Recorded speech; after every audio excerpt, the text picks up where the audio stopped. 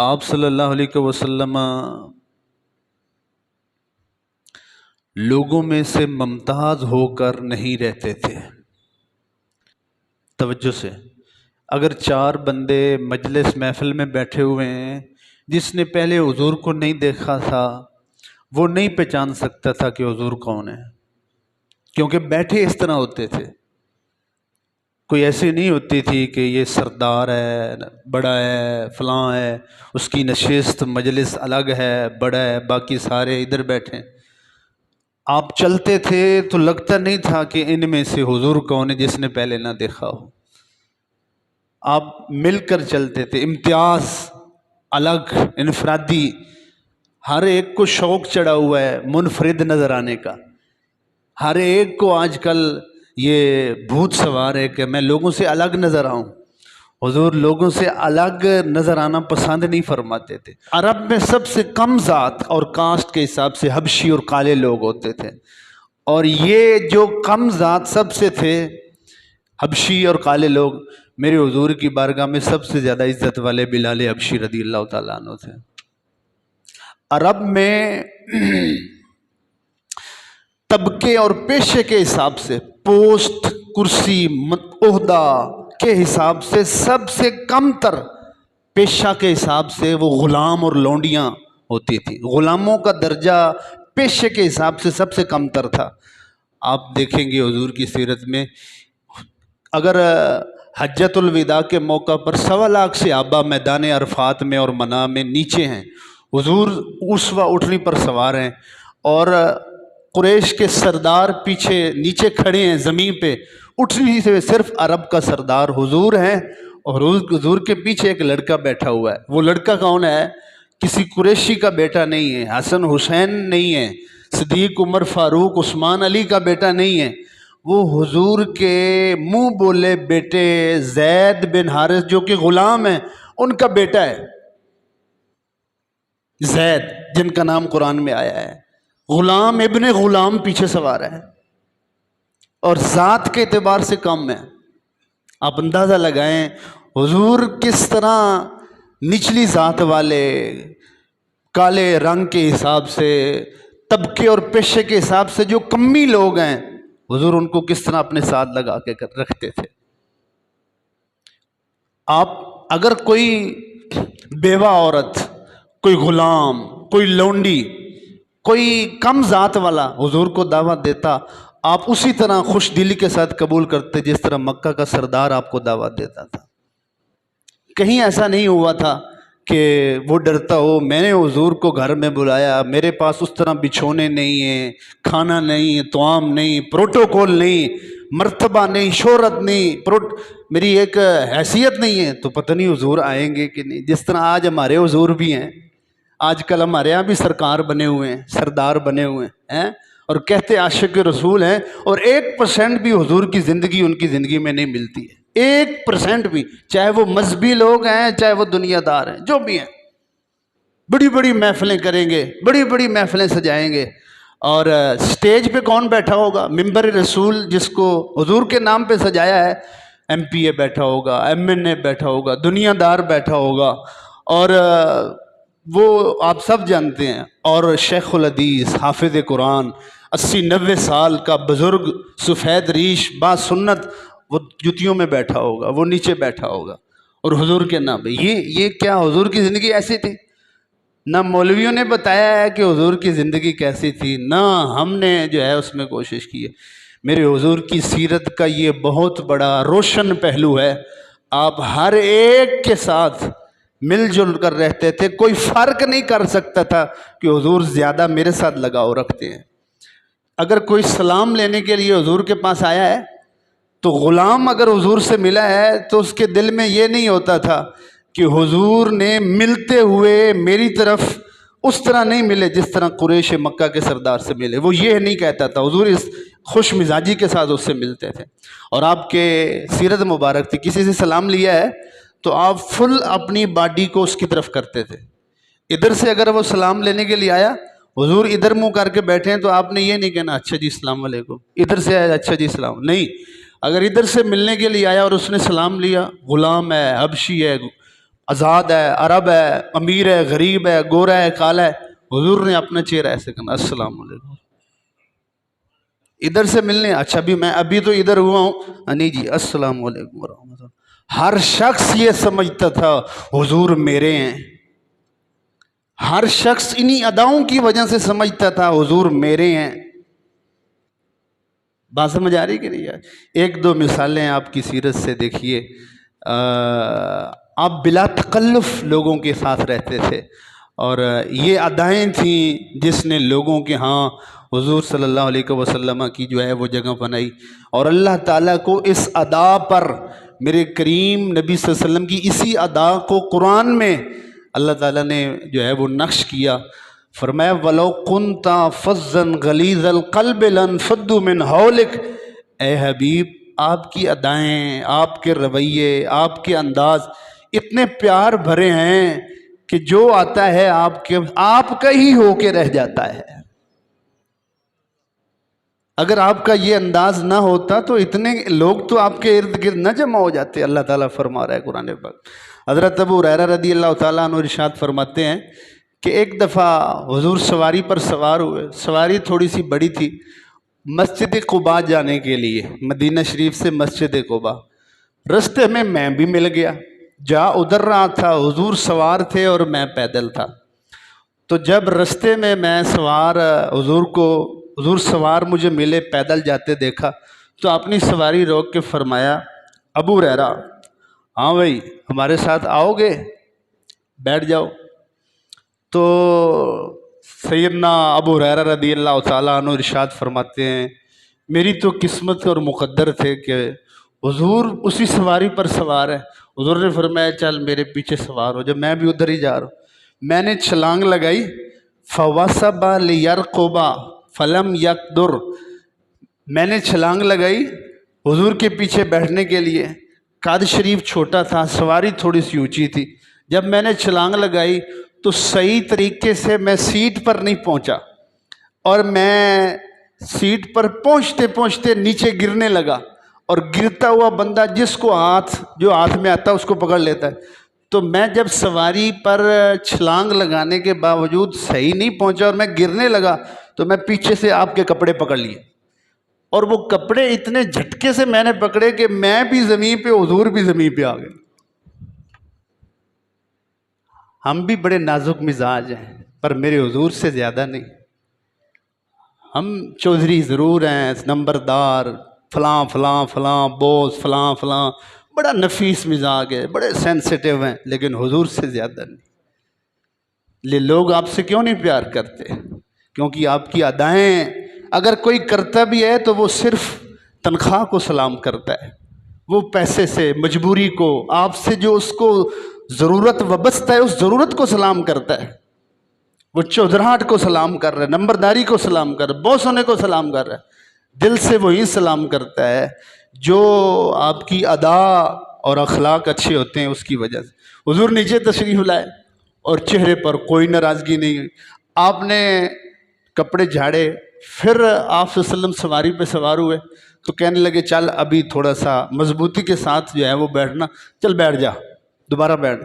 تو کہتے ہیں میں نے دوسری دفعہ پھر بڑی شرمندگی کے ساتھ ساتھ چھلانگ لگائی، اور اس دفعہ میں نے بڑا حوصلہ کر کے کہ انشاءاللہ اس دفعہ جو ہے مجھے بڑی شرمندگی ہو رہی ہے کہ آپ صلی اللہ علیہ وسلم کے ساتھ یہ جو ہے، لیکن آپ پر کوئی ناگواری نہیں ہے۔ دوسری دفعہ جب میں حضور صلی اللہ علیہ وسلم کے حکم پر اور ایما پر میں نے چھلانگ لگائی اور پیچھے بیٹھنے کی کوشش کی تو سیم وہی معاملہ پیش آیا کہ میں نے گرتے گرتے حضور کے کپڑے شریف کو تھاما، تو آپ بھی میرے ساتھ نیچے تشریف لائے، اور پھر سیٹنگ شوٹنگ کر کے حضور پھر سواری پر بیٹھ کے مجھے کہنے لگے آ جا، میں کہا یا رسول اللہ نہیں، میں پیدل آ جاؤں گا، اب تیسری دفعہ میں آپ کو گرانا مناسب نہیں سمجھتا ہوں، میں پیدل آ جاؤں گا، میں تیسری دفعہ آپ کو گراؤں، مجھے بڑی شرمندگی ہو رہی۔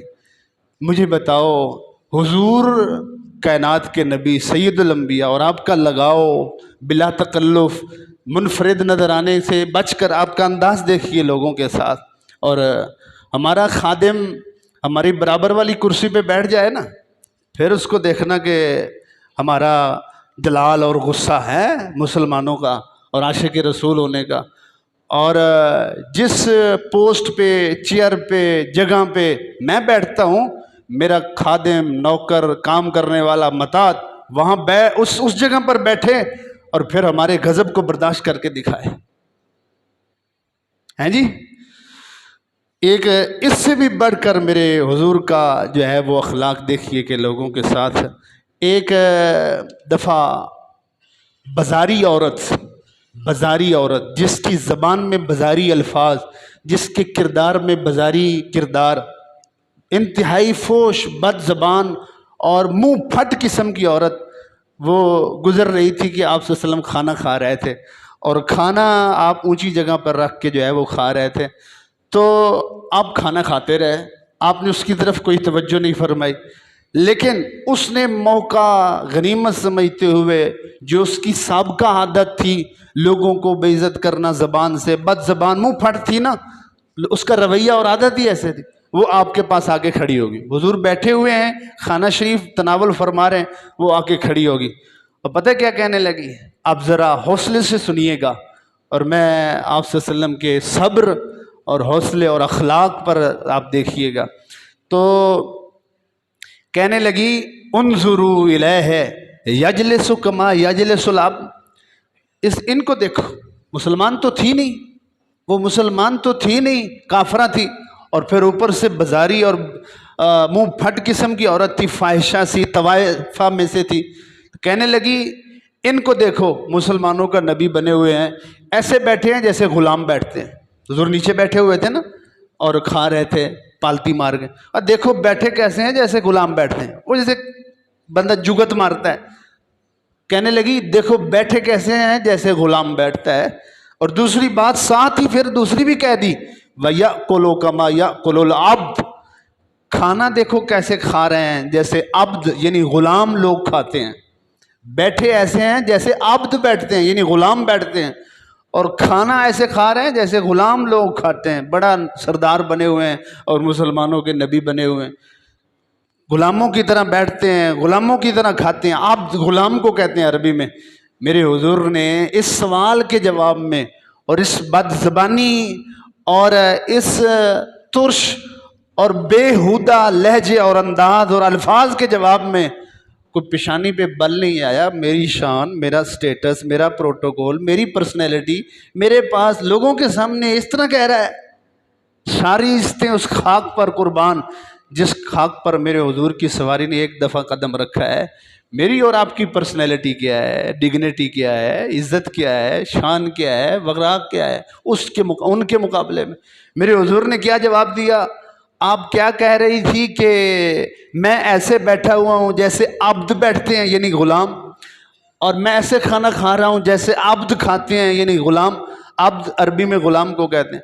تو آپ نے مسکرا کے فرمایا ایو عبد اعبد منی، میرے سے بڑھ کر دنیا میں اور عبد کون بڑا ہے، یعنی سب سے بڑا عبد میں ہی ہوں۔ وہ عبد غلام سمجھ رہی تھی، اور حضور عبد خدا کے مقابلے میں اپنے آپ کو بنا رہے تھے۔ فرمایا میرے سے بڑھ کر دنیا میں اور عبد کون ہے؟ تو مجھے کہہ رہی ہے عبد، میں ہی تو سب سے بڑا عبد ہوں، یعنی اللہ کا بندہ۔ یہ بھی ایک انداز ہوتا ہے زندگی کا، کردار اسی میں ہوتا ہے، اور معاملات کو اس طرح کے جوابات سے جو مشتعل کرنے کی بجائے ٹھنڈا کیا جا سکتا ہے، رویوں لہجوں کو چینج کیا جا سکتا ہے۔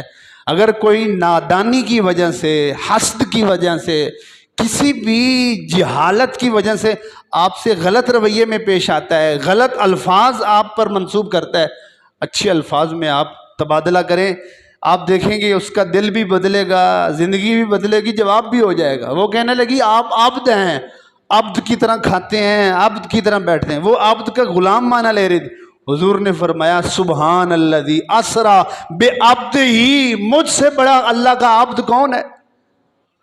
مکہ کے کافروں نے کہا حضور محمد نہیں ہے، کیونکہ محمد اسے کہتے ہیں جس کی بار بار تعریف کی جائے۔ ہم ان کی مذمت بھی کرتے ہیں، نعوذ باللہ برائیاں بھی کرتے ہیں، اور پھر محمد کے آج کے بعد مکہ کے کافروں نے فیصلہ کیا ہم حضور کو محمد کے نام سے نہیں پکاریں گے، کیا کہیں گے؟ مزمم، زال کے ساتھ، مذمم اس کو کہتے ہیں نعوذ باللہ جس کی مذمت کی جائے، جس کی برائی بیان کی جائے. تو کافر کہنے لگے حضور کو جب بلاتے مذمم مذمم مذمم، بات زبانوں سے نکلی، کانوں سے ہوتی ہوئی میرے حضور کی بارگاہ میں پہنچی تو حضور مسکرا کے بولے. سخت ترش لفظوں کے تبادلے میں میرے نبی نے ترش اور سخت زبان اور الفاظ کا تبادلہ نہیں پیش کیا. یہ بہت بڑا وظیفہ ہے دلوں کو مسخر کرنے کا اور رویوں کو بدلنے کا. میرا اللہ تعالیٰ قرآن پاک میں ارشاد فرماتا ہے کہ ادفع باللتی ہی احسن فاذا الذی بینک وبینہ عداوہ کانہ ولی حمیم. اگر تو چاہتا ہے کہ تیرے دشمن کے دل میں تیری محبت اتر جائے تو پھر تو اس کے سخت جواب کے بدلے میں نرم جواب دے، اس کی برائی کے بدلے میں تو اچھائی کے ساتھ جواب دے، اس کے برے لہجے برے انداز کے بدلے میں اچھے انداز میں پیش آ. جس کے دل میں تیری نفرت ہے اللہ اس کردار کے بدلے میں اس کو محبت میں بدل دے گا. یہ تو قرآن کا وظیفہ ہے. اینٹ کا جواب پتھر مجھے تو قرآن میں نہیں ملا، ایک کے بدلے میں 10 قرآن میں نہیں. ہاں اتنا ہے جتنا اس نے کیا اتنا کر لو. جتنا کسی نے تمہارے ساتھ ظلم زیادتی برائی کی ہے قصاص اس کا مثل اتنا ہی لینا، یہ تو جائز ہے. لیکن افضل یہ بھی نہیں، معاف درگزر برداشت حلم، افضل یہ بتایا گیا ہے.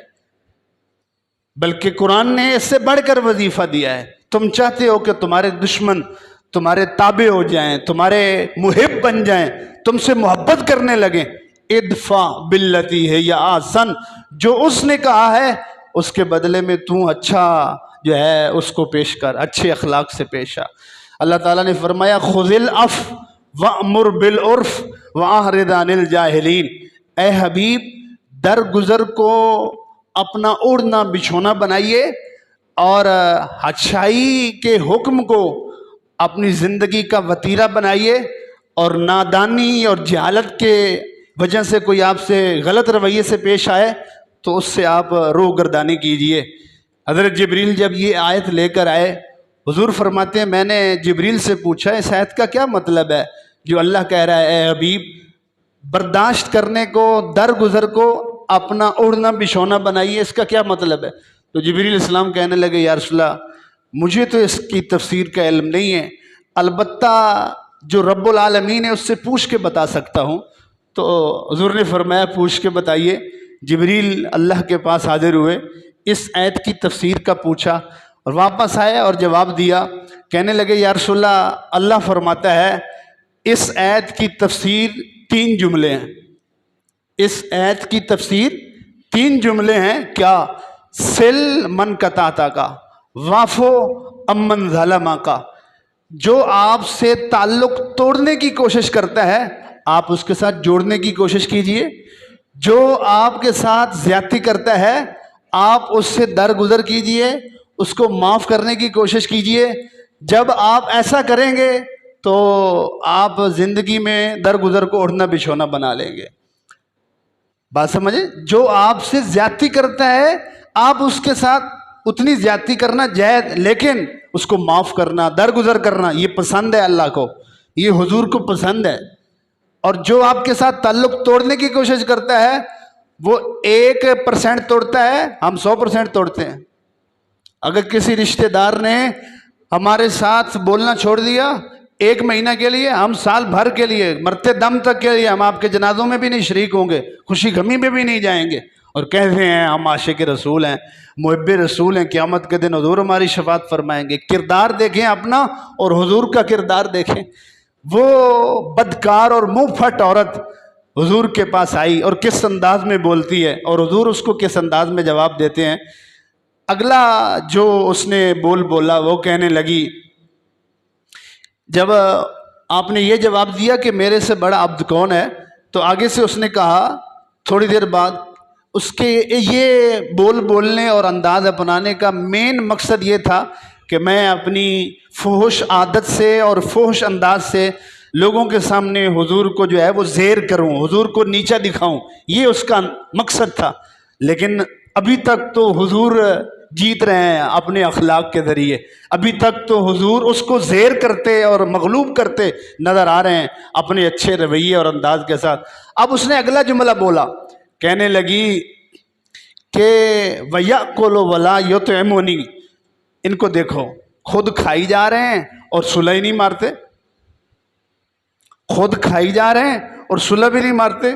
میرے حضور کھاتے بھی رہے, مسکراتے بھی رہے اس کی باتوں پر, اور ساتھ آپ نے کیا فرمایا, فکلی, آپ بھی کھائیے, آ جائیے ہمارے ساتھ کھائیے. اس کے کہنے کا مقصد یہ تھا, میں کافرہ, بدکار, منہ پھٹ, بد زبان, یہ مسلمانوں کے نبی, اعلیٰ اخلاق کے مالک, خلق عظیم پر فائز, یہ کہاں مجھے کہیں گے کہ اپنے, اور میں عورت ہوں بھی عورت, یہ کہاں مجھے کہیں گے کہ میرے ساتھ آ کے کھاؤ. لہذا میں ایسا بولوں جس کے جواب میں ان کو زیر ہونا پڑے, ان کو نیچے ہونا پڑے. لیکن ہر جواب ہی ایسا ہوتا تھا جو لاجواب ہوتا تھا اور اگلے کے دل کو کھینچنے والا اور اپنا غلام بنانے والا ہوتا. میرے حضور نے فرمایا آؤ کھائیے. کہنے لگی قالت ناولنی بیدیک, میں برتن میں سے نہیں کھاؤں گی, میں آپ کے ہاتھ سے کھاؤں گی. یعنی میں خود اپنے ہاتھوں سے برتن میں ڈال کے نہیں کھاؤں, آپ اپنے ہاتھ سے مجھے کھلائیے. یہ کیوں کہا؟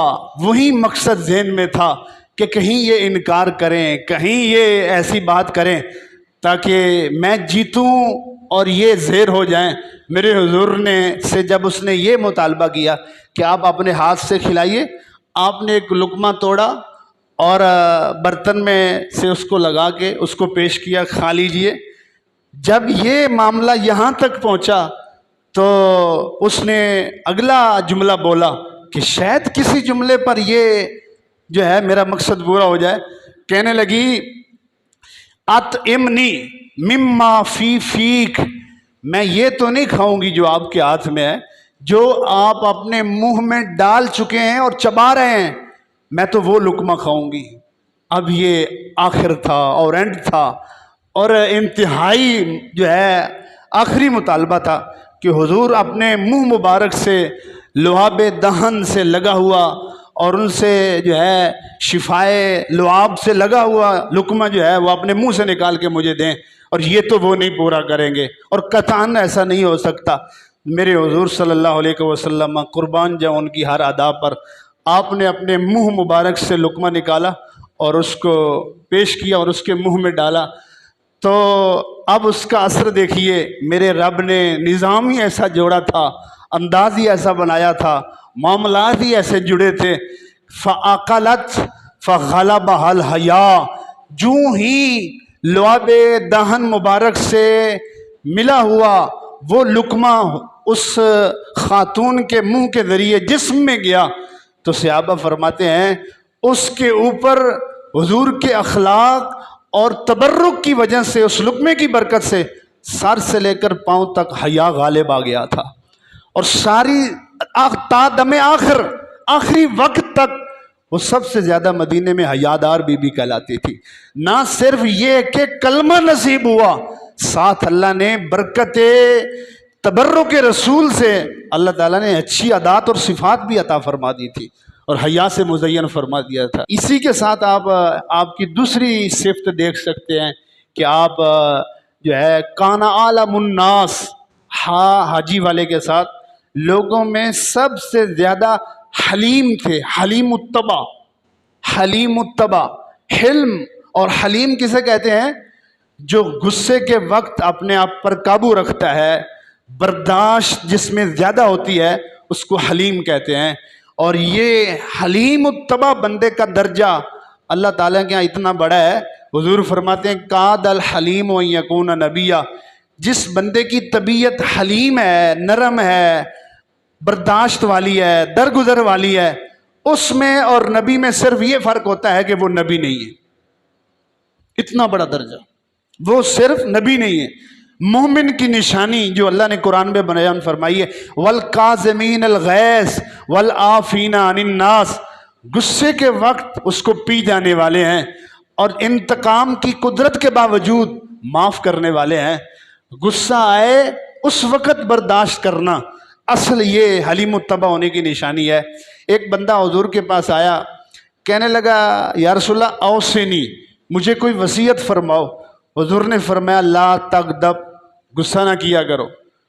اس نے سمجھا کہ شاید یہ تو ایک معمولی وصیت ہے جو حضور فرما رہے ہیں، میں تو کسی بڑی کا مطالبہ لے کر ہے۔ اس نے پھر کہا یا رسول اللہ کوئی وصیت فرماؤ۔ آپ نے فرمایا لا تغضب، غصہ نہ کیا کرو۔ فردد مرارن، بار بار کہتا رہا یا رسول اللہ مجھے کوئی وصیت فرماؤ۔ حضور بار بار ایک جواب دیتے رہے، غصہ نہ کیا کرو، غصہ نہ کیا کرو، غصہ نہ کیا کرو، بار بار یہ جواب دیتے رہے۔ امام حسن بصری رحمۃ اللہ علیہ آپ فرماتے ہیں لوگوں کی تین قسمیں ہیں۔ کچھ ایک بندہ وہ ہوتا ہے جو کامل مرد ہے، پورا انسان اور بندہ ہے۔ ایک وہ ہے جو آدھا بندہ ہے اور آدھا جانور ہے، اور ایک وہ ہے جو شکل تو انسانی ہے لیکن سر سے پاؤں تک جانور ہے۔ کیسے؟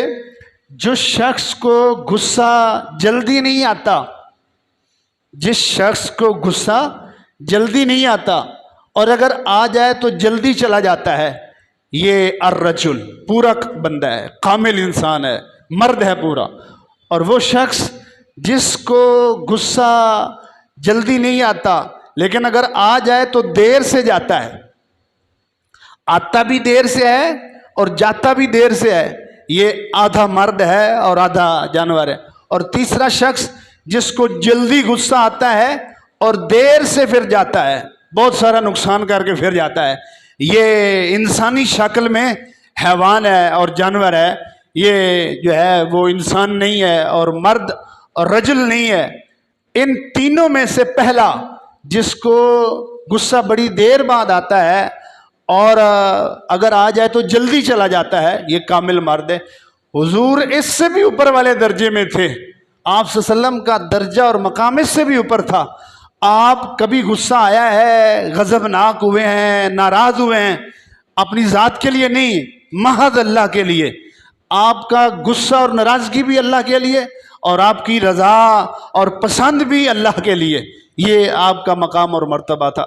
اور اگر کوئی آپ سے جہالت کی وجہ سے غلط رویے سے پیش آیا ہے تو آپ کی برداشت میں اضافہ ہو جاتا تھا، درگزر میں اضافہ ہو جاتا تھا۔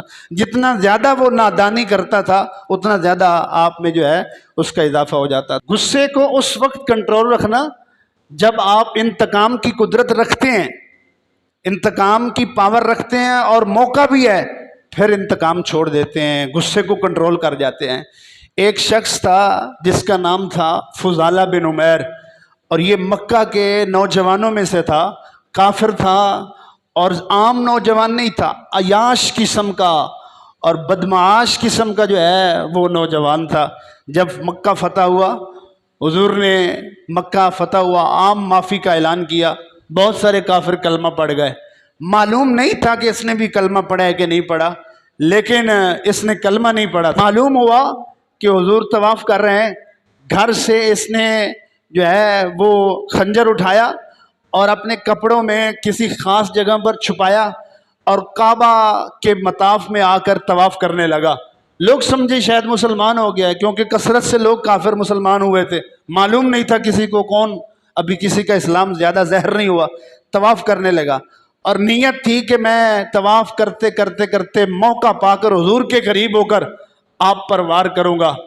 میں قربان جاؤں، جس رب نے حضور کو لوگوں کے اعمال پر، لوگوں کے دلوں کے ارادوں پر مطلع فرمایا ہے، اس نبی کی شان اور عظمت پر جب طواف کرتے کرتے کرتے فضالہ بن عمیر میرے کریم نبی صلی اللہ علیہ وسلم کے انتہائی قریب پہنچا اور بیچ میں کسی بندے کا فاصلہ نہ رہا، حضور آگے ہیں یہ پیچھے ہے، جب انتہائی قریب پہنچا تو میرے کریم نبی نے اچانک طواف روک دیا اور منہ پیچھے کر کے فرمایا انت فضالہ، کیا آپ فضالہ بن عمیر تو نہیں ہیں؟ حالانکہ زندگی میں پہلی دفعہ آپس میں ٹکراؤ ہوا ہے، آپس میں آمنا سامنا ہوا ہے، تو وہ اس کے دل پر ایک قسم کی حیرانگی کی لہر آئی کہ میرے تو تعارف ہی نہیں ہے، یہ میرا نام کیسے جانتے ہیں؟ تو آپ نے فرمایا انت فضالہ، کیا آپ فضالہ بن عمیر تو نہیں ہیں؟ تو میں پریشان تھا کہ لگتا ہے میں پکڑا گیا ہوں، ان میرے ارادے سے واقف ہو گئے ہیں، تو میں دبتے دبتے ڈرتے ڈرتے لہجے میں کہا نعم، جی یا رسول اللہ میں فضالہ بن عمیر ہوں. تو آپ نے فرمایا تو دل میں کیا ارادہ لے کر آیا ہے یہاں پر؟ یہ دوسرا جملہ تھا جس نے آپ کے فضالہ بن عمیر کے دل پر وار کیا کہ اب تو میں مارا گیا، اب تو ان کو پتہ چل گیا، دل کے ارادوں کی بات کر رہے ہیں. تو کہنے لگا یا رسول اللہ نہیں، میں تو اللہ کا ذکر کر رہا ہوں، میں تو طواف کر رہا ہوں، میں تو مسلمان ہو گیا ہوں، میں یہاں طواف کر رہا ہوں. جب اس نے یہ کہا نا میں اللہ کا ذکر کر رہا ہوں، طواف کر رہا ہوں، تو میرے حضور نے دھیمی دھیمی تبسم فرمایا، اپنا دست یمین دایاں ہاتھ فضالہ کے سینے پر رکھا اور رکھا رکھا رکھا، اٹھایا نہیں. فضالہ بن عمیر فرماتے ہیں حضور نے دست مبارک میرے سینے پر رکھا تو ٹھنڈک میرے دل تک اتری، اور تب تک رکھے رکھا جب تک میرا اندر صاف نہیں ہوا. لگتا تھا بظاہر حضور کا ہاتھ میرے سینے پر ہے، لیکن حقیقت ایسے تھی کہ میرے دل میں ایسے جیسے جھاڑو پھیر رہا ہے. وَيُعَلِّمُهُمُ الْكِتَابَ وَالْحِكْمَةَ وَيُزَكِّيهِمْ، حضور میرا تزکیہ فرما رہے ہیں. دلوں کو صاف کرنے والے نبی، باطن کی قدورتوں کو دور کرنے والے محبوب، اپنے دست مبارک سے ایسے جڑے میرے باطن کو جھاڑو دے رہے ہیں. قسم بخدا حضور کے ہاتھ رکھنے سے پہلے دنیا میں کوئی چہرہ مجھے حضور کے چہرے سے زیادہ جو ہے وہ نفرت والا نہیں تھا، لیکن ہاتھ رکھنے کے بعد دنیا میں اگر کوئی سب سے زیادہ محبوب چہرہ تھا تو وہ مصطفیٰ کریم علیہ السلام کا چہرہ تھا. معلوم ہو گیا تھا قتل کے ارادے سے آیا ہے، پکڑا گیا تھا، انتقام لینے کی قدرت رکھتے تھے، لوگوں کو بلاتے اس کو قتل کر دو، مجھے قتل کرنے آیا تھا. نہیں، انتقام لینے کی قدرت کے باوجود انداز ایسا اپنایا، اخلاق ایسا رکھا، لہجہ اور رویہ ایسا اپنایا. نہ صرف یہ کہ سامنے والا جانی دوست بن گیا جو جانی دشمن تھا، جگری دوست بن گیا، بلکہ جس نے ہمیشہ کی جہنم میں جانا تھا وہ ان کے اخلاق کی وجہ سے ہمیشہ کی جنت میں چلا گیا.